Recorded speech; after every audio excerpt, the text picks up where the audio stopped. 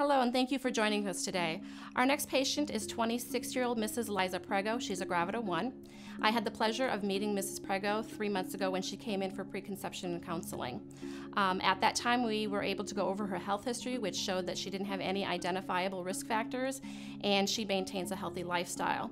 We also were able to gain some preliminary lab work. Her CBC came back normal, her hemoglobin was 14, her hematocrit was 42, and she's rubella immune and HIV negative. She's very excited to be pregnant, and she welcomes you to sit in on her first prenatal visit. Hello, Mrs. Preggo. How are you doing today? Doing well. I'm very excited for my first prenatal visit. I'm excited for you too, and happy to see you so soon after we met for your preconception visit. Me too. My mom always said she was fertile, so I must take after her. Yes, it sounds like it.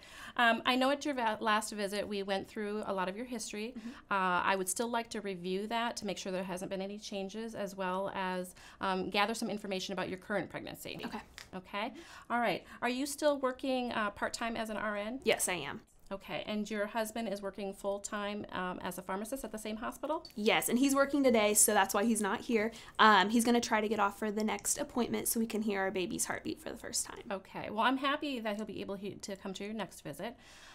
Based on the information that you gave us while you were waiting, it looks like your last menstrual period was 8 weeks ago. Correct. And you had a positive home pregnancy test 3 weeks ago.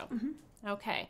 If you're certain about your last menstrual period, then you're right. We shouldn't be able to hear the baby's heartbeat. Okay. We can still take a quick listen. Okay. You know, if we do hear a baby's heartbeat, then it's a good indication that you're farther along than we anticipate. Okay. During your physical exam, I don't need to get a Pap test since you had a normal result 3 months ago. Okay. But I still will do a pelvic exam so that I can estimate the size of your uterus. Okay. Okay. At 8 weeks, your uterus is about the size of a large orange. Okay. Okay. At the last visit, you did tell me that you had just finished taking your last pack of birth control pills that you'd been on for about 2 years? Correct. So this last menstrual period is the first, or it's the only period that you've had since that last pack of pills, or the period after that last pack of pills. Okay. Do you recall how many days in between from cycle to cycle that was? It was right about 28 days, which is exactly how it was when I was on the pill. Okay. How many days did you bleed, and can you describe the flow? I bled for about 4 to 5 days, and in the beginning it was a moderate flow, and then towards the end it was considerably light. Did you have any cramping or any passing of any clots? No, I did not. Okay, good. At the last visit, we did go over your health history, your family health history, and that of your husband's. You did report all of that as being normal. As far as you know, there's no family history of diabetes or hypertension, cardiac, blood disorders. Nope. Okay. And no congenital anomalies or inheritable conditions such as Down syndrome, cystic fibrosis, Tay-Sachs, spinal bifida. No, we're a pretty healthy bunch. I wish all of our pregnant women could inherit the gift of good genetics. Okay. Medications, you did say that you were not on any routine medications. You did take over-the-counter medications occasionally for headaches. You've never smoked, never used any illicit drugs. You did say that you drank alcohol on occasion. Any changes with this? I haven't drank since our preconception visit, and before that I would only drink an occasional glass of wine with dinner, so it wasn't that hard to stop. Okay, great. So no new medications or herbal supplements? Nope, just the prenatal vitamins that you gave me at the preconception visit. Okay. Based on your height of 5'6" and your pre-pregnancy weight of 140 pounds, you fall right in that normal range of your BMI is 22.6. You may remember from your nursing background that with a normal BMI, we recommend that you gain approximately 25 to 35 pounds, and that you increase your intake every day by about 300 calories a day. I do remember that. Great. When you completed the nutritional assessment at the last visit, you indicated that you eat a low-fat diet, and on most days you get your daily allowance of fruits and vegetables. So I'm not overly concerned about lack of nutrition.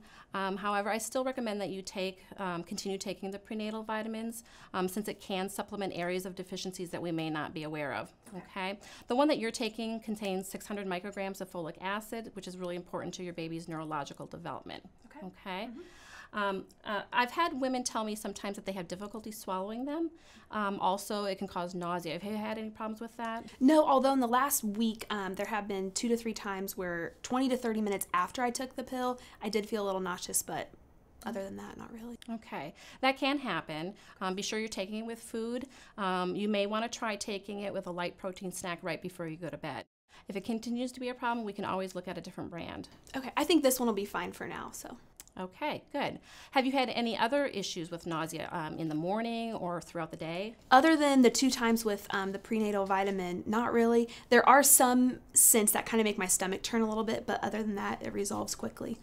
If you start having problems with nausea or any other discomforts of pregnancy, you may want to refer to this pregnancy booklet that we give to all of our pregnant ladies.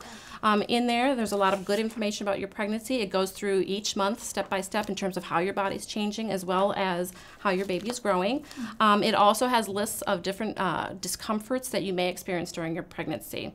And then it provides comfort measures that are considered to be safe during your pregnancy that you may use. Okay, I'll definitely take a look at this because it's been a while since I've seen this information. Okay. Have you had any other signs of pregnancy, such as breast tenderness or urinary frequency? Yes, within the last 2 weeks, my breasts have become pretty tender, and then I've noticed at night I have to wake up and go to the bathroom. Okay, well, you would be normal then. Okay. Well, my husband and I are so excited about our pregnancy. We just want to remain as healthy as possible and make sure that our baby's healthy. We do walk about 4 to 5 times a week for 30 minutes. Do I need to slow down, or is this okay? Yes, it's considered okay to continue an already established exercise program.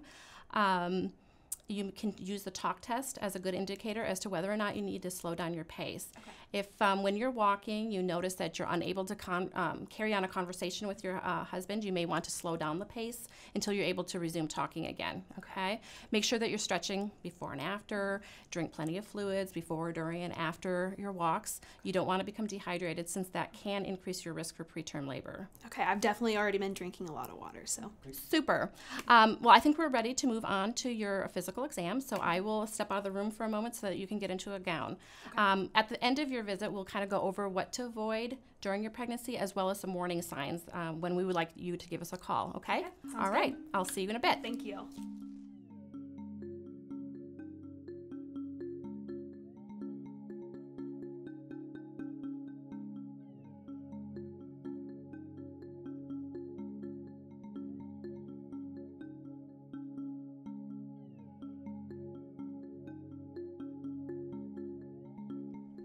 I know you're a little disappointed that we weren't able to hear the baby's heartbeat, but based on your last menstrual period and the size of your uterus, it seems that you are 8 weeks along. The good thing, though, is that you'll be able to experience that with your husband for the first time at your next visit. Yes, I do want to experience that with him. Okay, good. Do you have any questions about the things that we discussed in terms of what to avoid during your pregnancy, as well as any of the warning signs of when we'd like you to give us a call? I think you covered everything. If I do develop any of the warning signs, I'll definitely give you guys a call. I already programmed the number in my phone and my husband's phone. Great. Well, if you don't have any further questions, then I will see you next time. Sounds good. Mrs. Preggo is definitely your ideal pregnant patient. Her health history is unremarkable, and her physical exam is all within normal limits.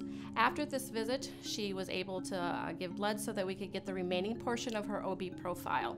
All of that came back within normal limits with an O-positive blood type. At this point in time, I'm turning her over to each of you for her future care.